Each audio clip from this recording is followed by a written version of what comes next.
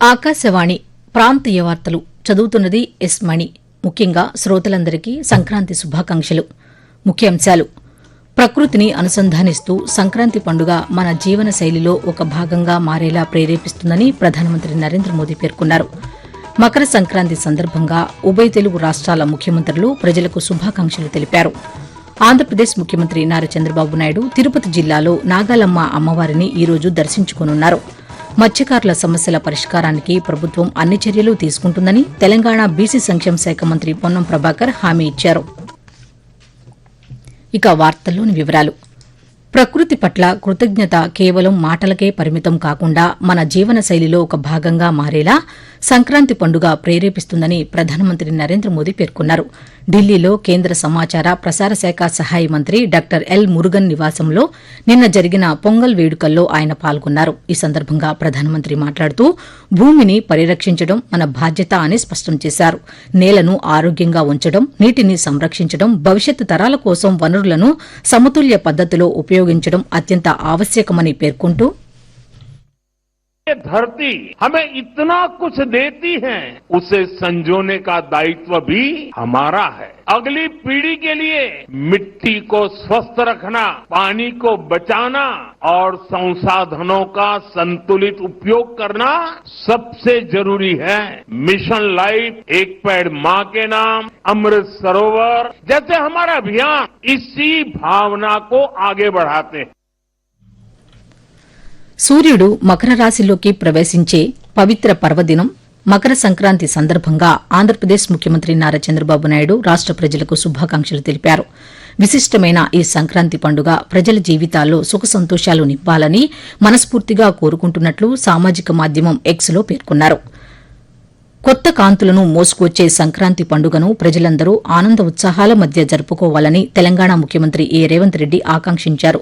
రైతులు, సామాన్యుల సంక్షేమం కోసం ప్రభుత్వం కట్టుబడి ఉందని ఒక ప్రకటనలో పేర్కొన్నారు.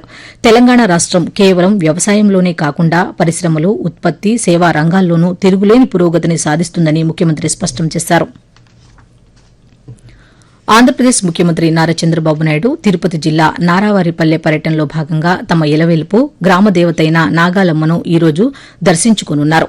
నాగాలమ్మ దేవస్థానానికి కుటుంబ సమేతంగా ముఖ్యమంత్రి ఈ ఉదయం చేరుకుంటారు. అక్కడ అమ్మవారికి ప్రత్యేక పూజలు నిర్వహిస్తారు.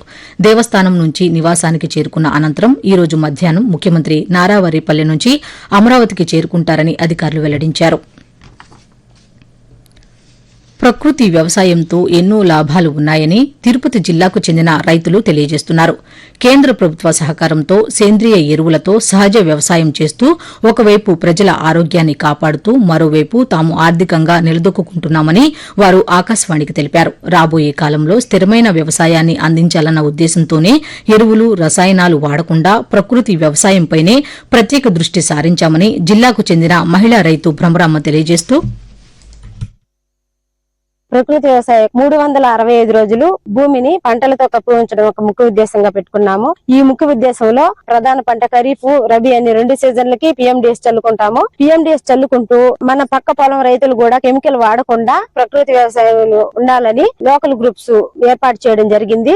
ఏ విత్తనం విత్తుకోవాలి, ఎటువంటి పురుగు మందులు, కషాయాలు ఎలా తయారు చేసుకోవాలి అనేది మాట్లాడుకుంటాము. ఈ విత్తనాన్ని ఎలాంటి ప్రాసెసింగ్ యూనిట్లు ఉపయోగించాలి, పైరు కోసే మిషన్ ఎలాంటిది కెమికల్ లేకుండా ఉండే మిషన్ వాడుకోవాలి, పంటను పండించుకుంటాము.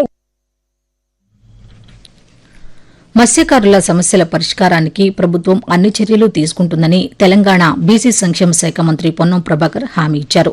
సిద్దిపేట జిల్లా కోహెడ మండలంలోని శనిగరం చెరువులో రొయ్య, చేప పిల్లలను మంత్రి నిన్న విడుదల చేశారు. ఈ సందర్భంగా ఆయన మాట్లాడుతూ శనిగరం చెరువు చేపలు, రొయ్యల పెంపకానికి అనువైనదన్నారు. మత్స్య సంపద ద్వారా ఉపాధి కల్పనకు ప్రభుత్వం కృషి చేస్తుందని చెప్పారు. ఉత్తర తెలంగాణలోని ప్రతి చెరువులో చేప పిల్లలు వేయాలన్న లక్ష్యంతో పనిచేస్తున్నామని చెప్పారు. ఆకాశవాణి ప్రాంతీయ వార్తలు వింటున్నారు.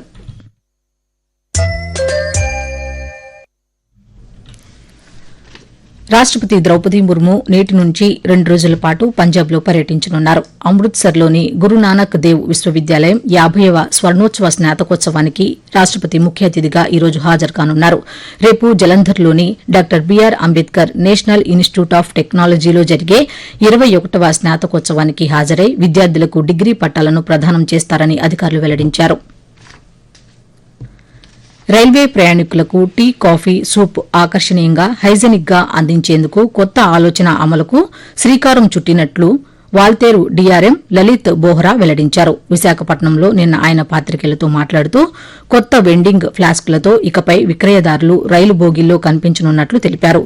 తొలుత ఈ విధానాన్ని ఏపీ ఎక్స్ప్రెస్ లో ప్రవేశపెట్టినట్లు పేర్కొంటూ tea and coffee which is served to the passengers. We have started new experiment that boy doing the catering service in the train, thermos where he has kept the hot milk or hot water or whatever it is, and he has a QR code also to make the digital payments. This as an experiment we are going to start in the AP Express train. ప్రజా దర్బార్లో స్వీకరించిన వినతులను పరిశీలించి పరిష్కరించనున్నట్లు ఆంధ్రప్రదేశ్ విద్యాశాఖ మంత్రి నారా లోకేష్ తెలిపారు. తిరుపతి జిల్లా చంద్రగిరి మండలం నారావారిపల్లెలోని నివాసంలో ప్రజా దర్బార్ను మంత్రి నిన్న నిర్వహించారు. భోగి పండుగ వేళ ముఖ్యమంత్రి, మంత్రిని కలిసేందుకు చుట్టుపక్కల ప్రాంతాల నుంచి ప్రజలు, టీడీపీ కార్యకర్తలు వచ్చారు. ప్రతి ఒక్కరిని పలకరించిన ఆయన వారందరికీ సంక్రాంతి శుభాకాంక్షలు తెలిపారు. వివిధ సమస్యలపై ప్రజలు, కార్యకర్తల నుంచి వినతులు స్వీకరించారు. ఖమ్మం జిల్లాలోని మధిరపట్టణ సమగ్ర అభివృద్ది లక్ష్యంగా పనిచేస్తున్నామని తెలంగాణ ఉప ముఖ్యమంత్రి మల్లు భట్టి విక్రమార్క తెలిపారు. 15 కోట్ల రూపాయల అంచనా వ్యయంతో మధిరలో నూతనంగా చేపట్టిన పలు అభివృద్ది పనులకు ఆయన నిన్న భూమి పూజ చేశారు. ఈ సందర్భంగా మాట్లాడుతూ ఈ అభివృద్ది పనులను నిర్ణీత సమయంలో పూర్తి చేయాలని సంబంధిత అధికారులను ఆదేశించారు. మధిర ప్రజలకు మౌలిక వస్తువుల కల్పన లక్ష్యంగా ప్రభుత్వం పలు కీలక నిర్ణయాలు తీసుకుందని ఆయన తెలిపారు. గుజరాత్లోని రాజ్కోట్లో భారత్, న్యూజిలాండ్ జట్ల మధ్య నిన్న జరిగిన రెండో వన్డే క్రికెట్ మ్యాచ్లో న్యూజిలాండ్ 7 వికెట్ల తేడాతో విజయం సాధించింది.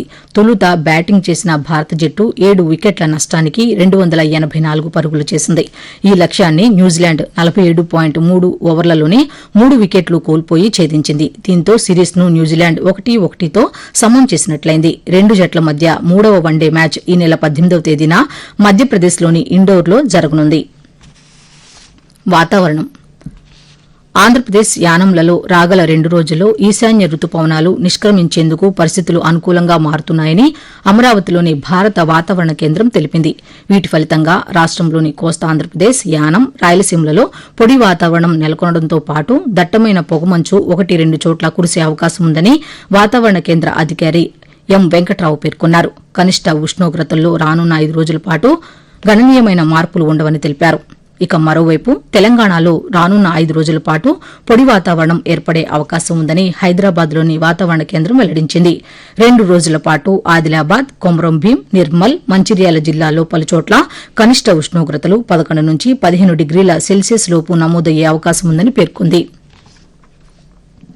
తిరుపతి జిల్లా నారావారిపల్లె క్లస్టర్లోని ప్రతి కుటుంబానికి నెలకు 30 నుంచి 40 వేల రూపాయల వరకు ఆదాయం సమకూరేలా ప్రణాళికలు రూపొందించాలని ఆంధ్రప్రదేశ్ ముఖ్యమంత్రి నారా చంద్రబాబు నాయుడు అధికారులను ఆదేశించారు.